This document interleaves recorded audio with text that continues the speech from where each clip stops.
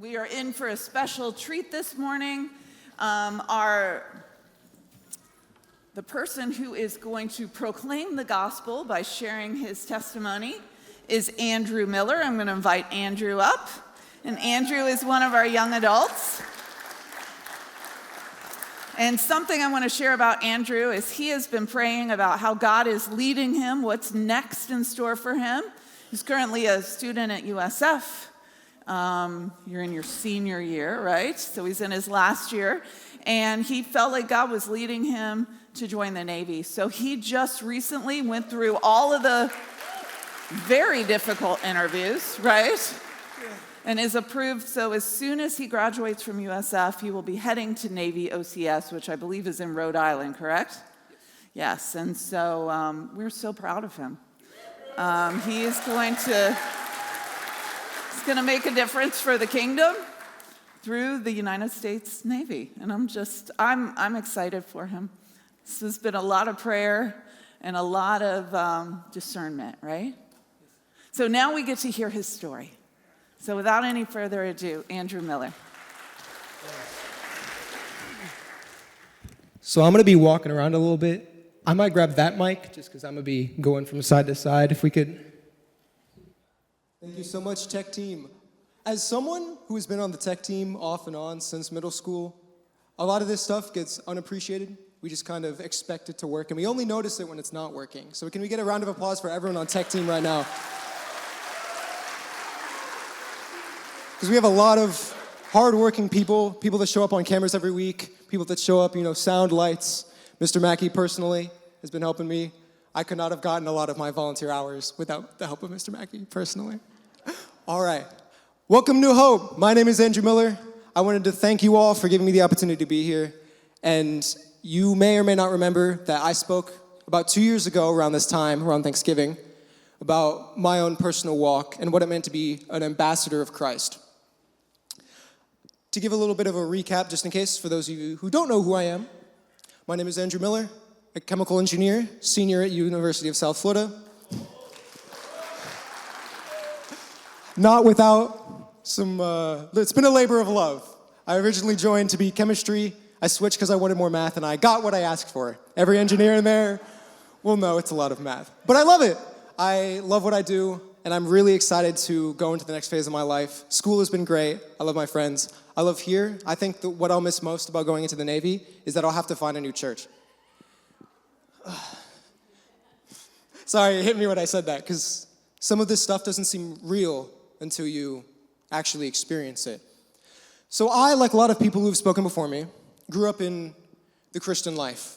I was very blessed to grow up within this church and have parents who were very committed to raising me with Christian values. However, as most people probably know, when you're young, you really only have your parents' faith. You only go to church because they make you go to church. You don't understand what it really means to be a Christian when you're just a little guy. Though I will say we do have some amazing young people, and even though I won't be as nearly heartfelt as everyone praying up here, because that was amazing, I do intend to try my best.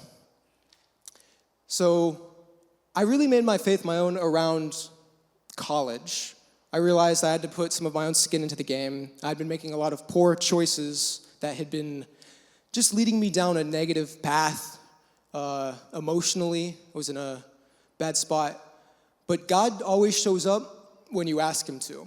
May not be in the way that you're thinking, but he does show up. So I remember walking across USF campus just in between classes one day over the summer. There's absolutely nobody because it's in the summer. And I'm walking down the courtyard, and there's two other people.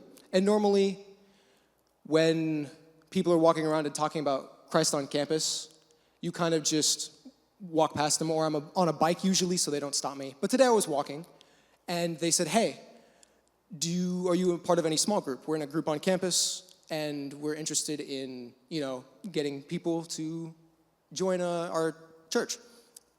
And so I was part of New Hope at the time. I was obviously attending, but I wasn't part of any small group. And at the time, we had a couple of small groups for young adults, but I feel like there was a little bit of a years gap where a lot of people were a couple of years older than I am or a couple of years younger than I am. So I really felt like I didn't fit anywhere. So being able to find a small group on campus exactly when I needed it really helped propel me into getting my own faith. And so that's what I really wanted to talk about today, is that everyone here should try to find their own small group, find their own community that keeps you not only responsible, but accountable. You see, from that first year, I went to having a small group and figuring out what it really meant to make my faith my own, to 2 years later, 1 year ago, hosting a small group. I was a resident assistant on campus, which meant that I was meant to be a leader on my floor and look after all of these freshmen, little baby USF students who didn't know what a laundry machine was. And honestly, I don't think much will change when I go into an officer program. I'll still have to deal with 18-year-olds who don't know what laundry is. So we'll see. Obviously, I joke. But when it comes to the accountability of a small group, nothing really beats it. To come and have a specific group of people that can just ask, what are the good things that happened this week? What are the bad things that happened this week? How is it with your soul? And I'll tell you, as someone who is pretty busy, or at least I think that I'm pretty busy, you feel like you can't make time.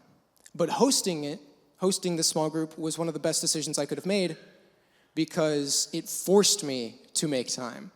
There would be weeks where up to 5 minutes before everyone's knocking on my door, I did not want to host. I felt like I had other things to do. I felt like I had deadlines to make. But there wasn't a single week where afterwards, after that hour or so, I was upset that I had spent an hour talking about our faith.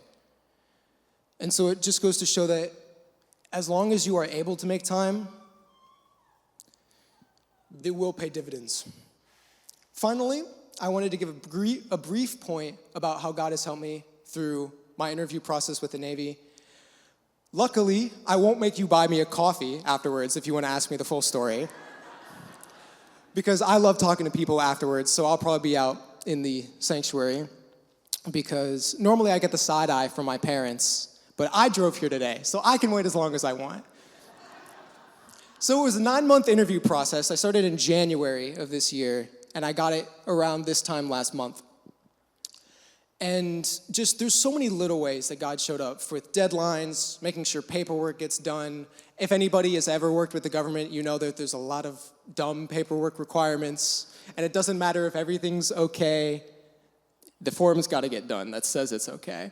From narrowly avoiding government shutdowns to get on flights to not having to getting into DC just before the hiring process gets changed and I had to redo all of my paperwork, I couldn't have been more thankful. To even the exact questions they asked in my interview being the perfect things of which I had studied the most. So, overall, I couldn't be more blessed to call myself part of the New Hope family, and I look forward to shaking hands with every one of you on the way out of here. Thank you so much.